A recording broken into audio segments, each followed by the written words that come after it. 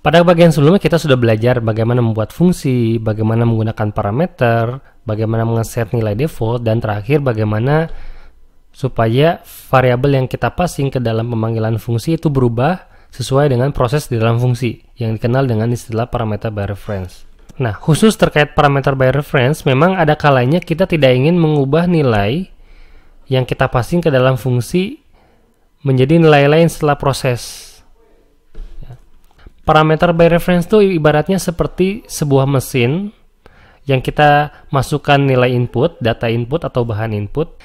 Contoh misalnya teman-teman pernah lihat video cara membuat teh misalnya, atau cara pembuatan mie instan.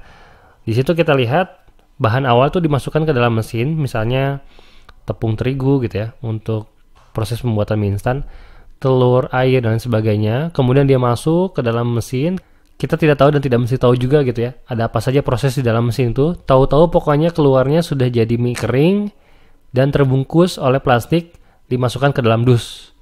Nah, itu adalah analogi parameter by reference. Artinya bahan yang kita masukkan itu diolah di dalam mesin, kemudian keluar menjadi produk jadi. Artinya kita harus selalu mensuplai bahan untuk menjadi produk jadi.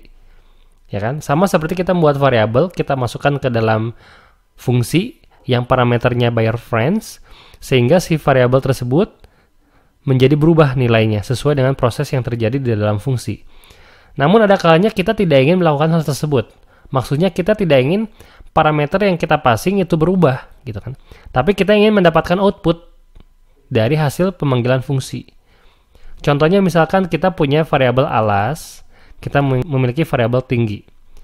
Alasnya 10, tingginya 25. Nah, kita ingin mendapatkan nilai dari rumus luas segitiga misalnya. Kita tahu rumus luas segitiga membutuhkan alas dan tinggi kan. Kemudian kita juga ingin menghitung rumus jajar genjang. Ya kan? Jajar genjang juga membutuhkan variabel alas dan tinggi kan. Nah, artinya variabel alas dan tinggi ini juga akan digunakan ulang gitu. Dan kita tidak ingin bahan ini berubah menjadi produk akhir gitu kan. Tapi kita tetap butuh produk akhir dari hasil proses pemanggilan fungsi. Nah, contoh kasus sebelumnya, di bagian awal kita membuat variabel kalimat yang isinya kalimat atau string yang ada kata pizzanya. Kemudian kita panggil fungsi strreplace. Kita rubah kata pizza menjadi burger kan. Misalkan saya coba tuliskan dulu ya. Kalimat, saya bikin kalimat misalnya di dalamnya saya suka pizza yang dagingnya tebal. Seperti ini. Nah, bila saya panggil strreplace dan saya ganti kata pizza menjadi burger dari variabel kalimat ini. Nah, kita lihat hasilnya semua kata pizza berubah menjadi burger. Tapi di sini kita lihat strreplace tidak mengubah variabel kalimat. Ya, dia hanya mengembalikan nilai hasil pemanggilan fungsi. Bila kita cetak variabel kalimat, dia akan tetap pada state awalnya. Yakni kalimat saya suka pizza yang dagingnya tebal. Tidak berubah jadi burger. Kalimat yang sudah berubah jadi burger ini adalah hasil keluaran dari string replace. Jadi memang di pemrograman berbeda dengan dunia fisik ya. Di dunia pemrograman, bahan tidak selalu harus terpakai untuk jadi hasil akhir. Bahan tetap stay pada bahannya, dan hasil akhir kita generate baru gitu ya. Tidak mesti mengganggu bahan awal. Nah, case-nya sama, ini saya hapus. Saya akan mencoba membuat fungsi untuk menghitung luas segitiga sekaligus jajar jenjang ya. Saya akan membuat fungsi untuk menghitung luas segitiga dulu ya. Saya buat nama fungsinya luas segitiga. Di sini berarti kita butuh dua bahan kan, yakni alas dan tinggi. Di dalam fungsi luas segitiga berarti kita harus menyediakan variabel untuk memuat atau menyimpan nilai akhir dari hasil perhitungan alas dan tinggi ini. Kita misalkan buat variabel luas ya. Kita set nilai awalnya menjadi 0.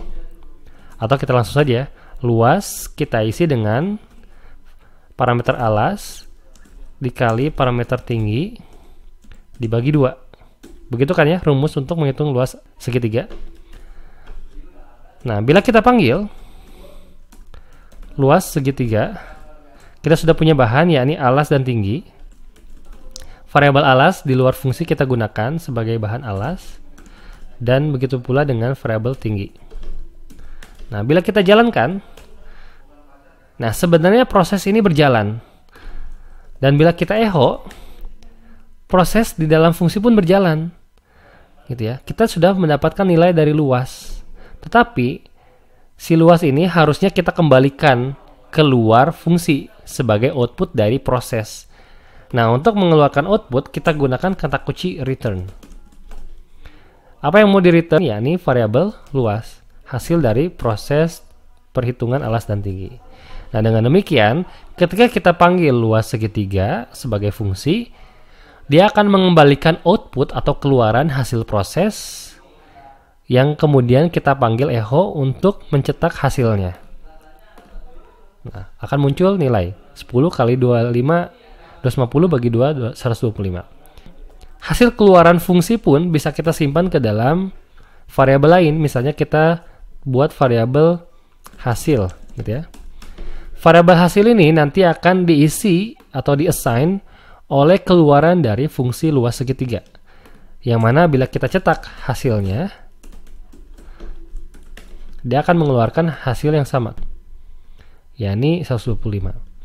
Nah, intinya adalah kata kunci return ini dapat kita gunakan untuk mengembalikan nilai hasil proses di dalam fungsi tanpa mengubah data input atau parameter. Satu lagi saya akan membuat fungsi luas jajar genjang ya. Dia membutuhkan alas dan juga tinggi.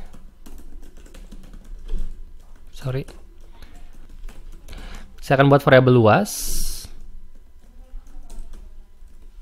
yang isinya adalah hasil perhitungan dari alas ditambah tinggi ya. Kemudian hasil penjumlahan ini kita kali 2. Begitu kan ya rumus jajar genjang?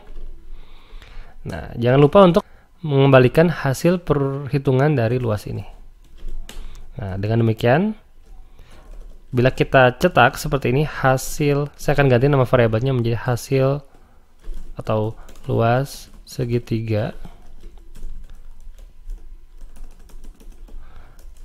dan luas jajar genjang. Saya panggil fungsi luas jajar genjang untuk variabel luas jajar genjang. Nah, bila saya echo, dia akan mengembalikan hasil sesuai dengan hasil perhitungan. Oke, di sini undefined variable tinggi di baris ke-14. Oh ya, ini salah tulis ya, tinggi. Oke, nah itu cara mengembalikan nilai hasil proses di dalam sebuah fungsi menggunakan kata kunci return.